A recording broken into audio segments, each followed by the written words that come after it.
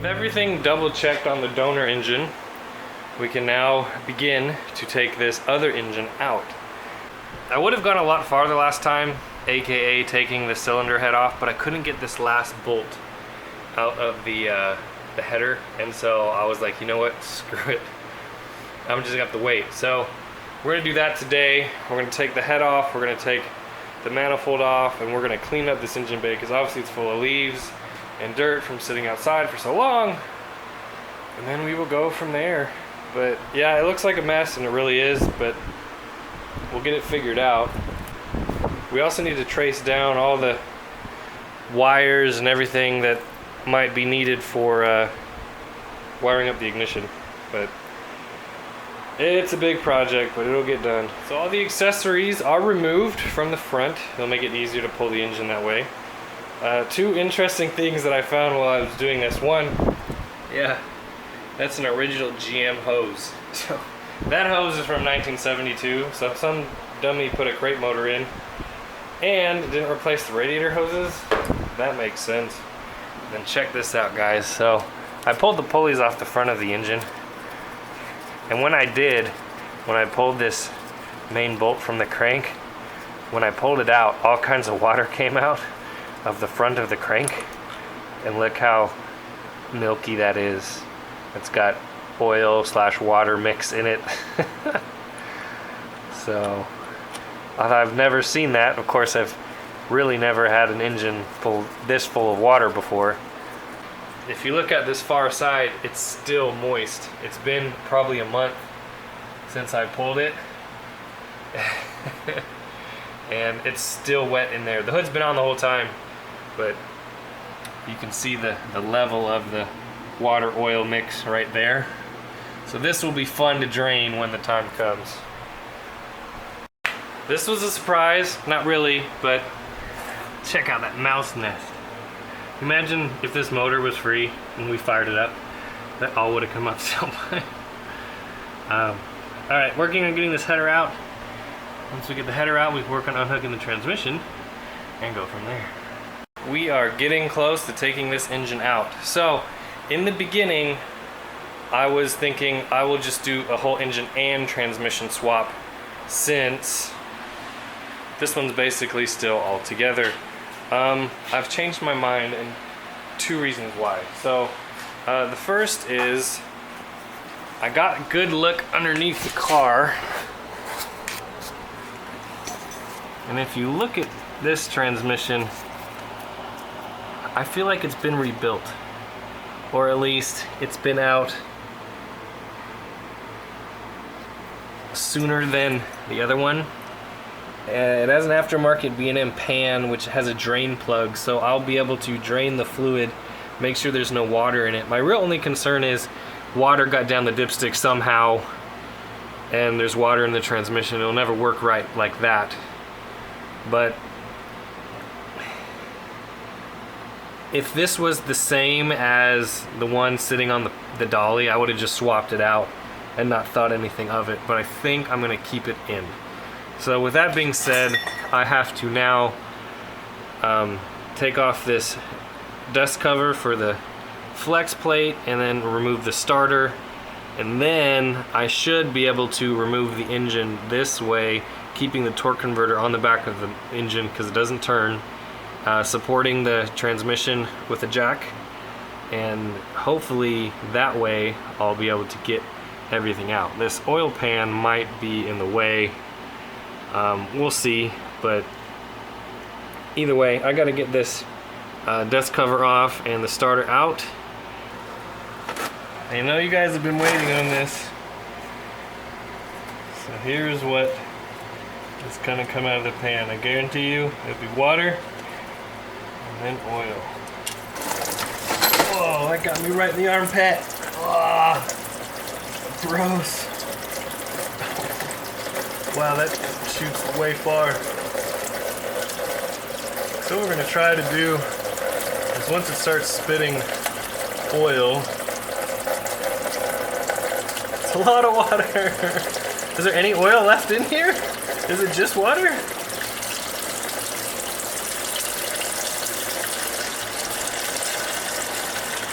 Wow.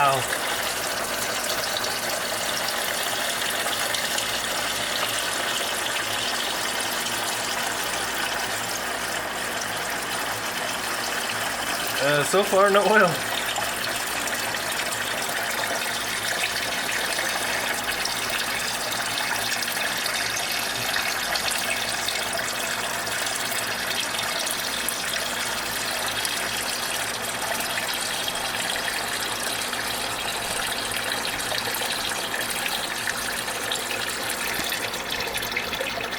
Still coming. Still coming. Holy crap. That's a big jug too. There we go. Now we're getting some oil. Alright, so I'm gonna cap it.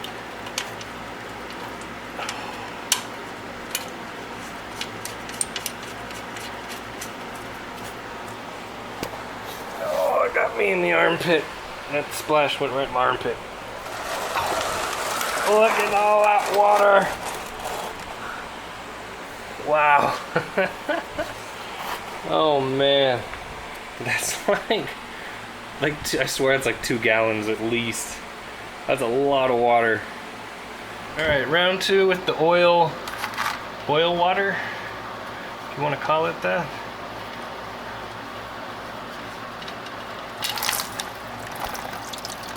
Ew, chunky. Is it all oil yet? I don't think so.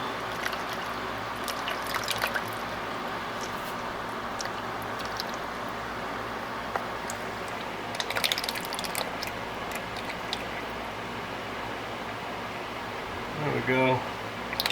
Mostly, maybe. Still pretty gross.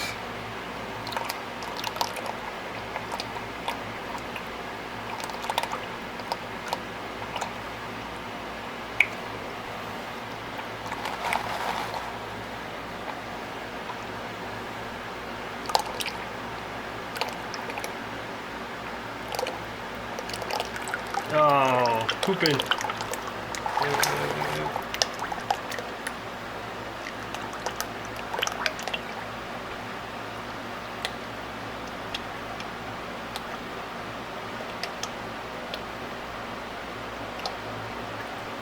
That's great. It is time to get this frozen rusty pig out of this Corvette. I have all the bolts off of the bell housing from the transmission. I have the motor mount bolts pulled out. And I have the transmission supported by a jack and a piece of wood. So the idea is going to be pull the engine forward. The transmission should stay where it is because it has the jack underneath it, and then lift everything straight up, including the torque converter from the transmission. I'm hoping I have enough room this way with all the pulleys and accessories gone that I'll be able to do that. We'll just have to see. I don't want to pull this fan shroud if I don't have to. Fingers crossed I won't. So let's get the engine hoist out and do it. The easiest way to get an engine out of a C3 is to come in from the side with the wheel removed from the car. That way you can basically slide the engine hoist in like this, lift it up, and then scoot it back this way. I have enough room in the front of the car. I hope to swing the engine over this direction. We'll see, but let's get to it.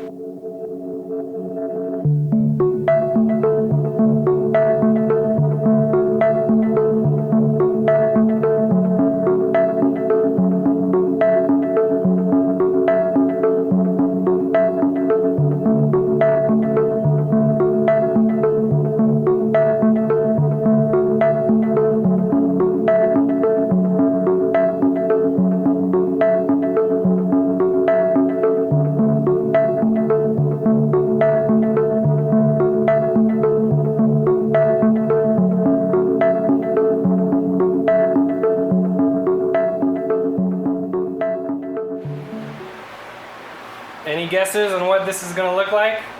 My guess is exactly the same as the other side. Can't do this without getting crap all over me. Nope, cannot.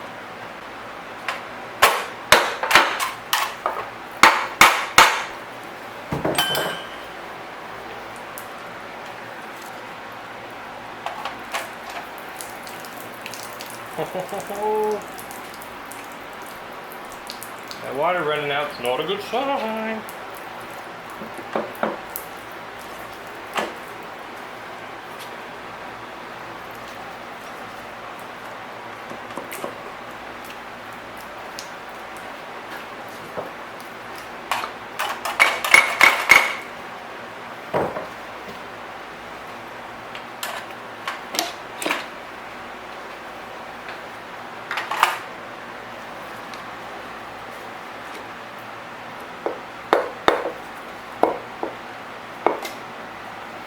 Oh, these ones are worse.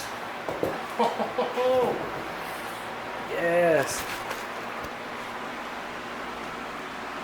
It's all these people that are like, oh, you can rebuild it.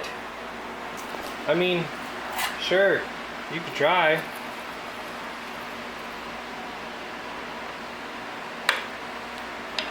This has like literally a surface layer of rust forming in the water.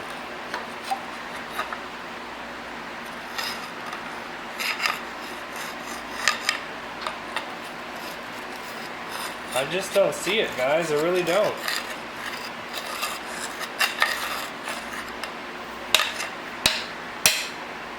Maybe the heads can be fixed.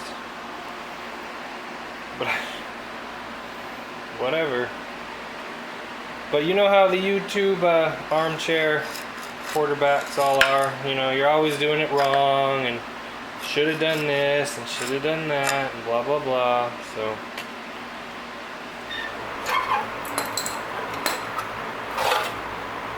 well, I don't see anything in here other than that. Have you guys ever seen a dust cover that's been eaten into? I guess maybe got dented and then rubbed. I don't know.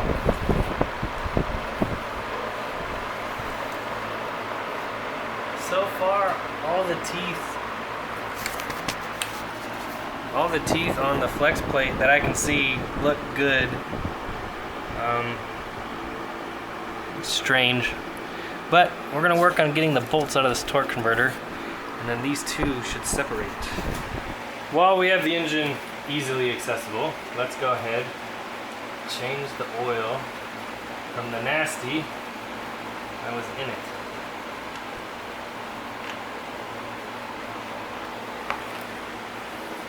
Yo.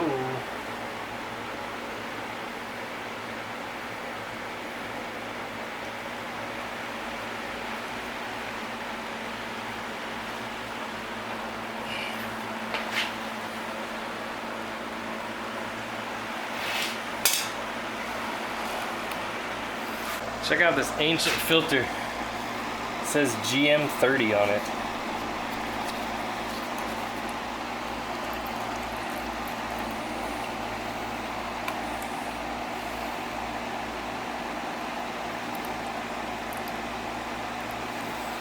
When's the last oil filter you saw made in the USA?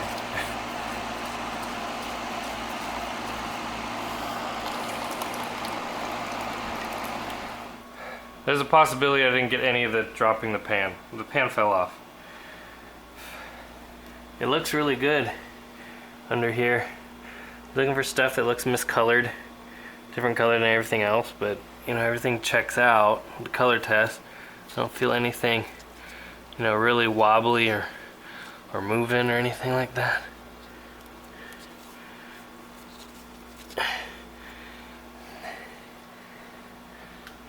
Might be able to take this oil pump pickup off and clean it. At least look at it. To me, it looks pretty good. That looks pretty clean.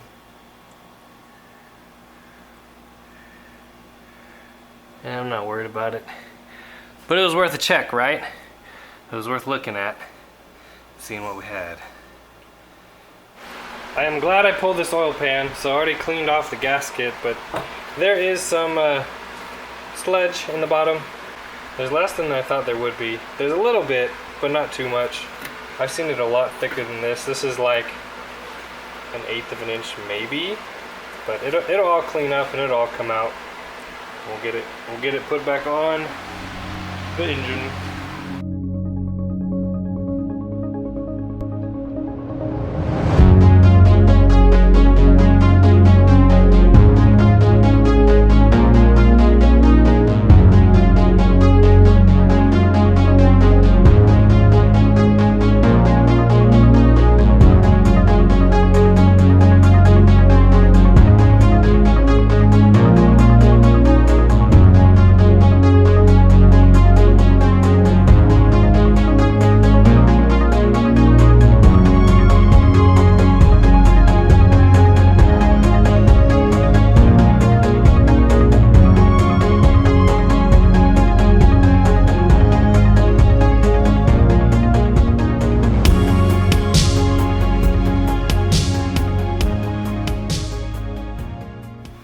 Alright guys, the engine is in. It's bolted down to the transmission and to the car.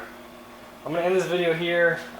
I wanted to end the video with it firing up, but that's gonna be for the next one. This video is way too long already, but we're getting there. This thing kicked my butt, but we're getting there. So I'll see you guys next time.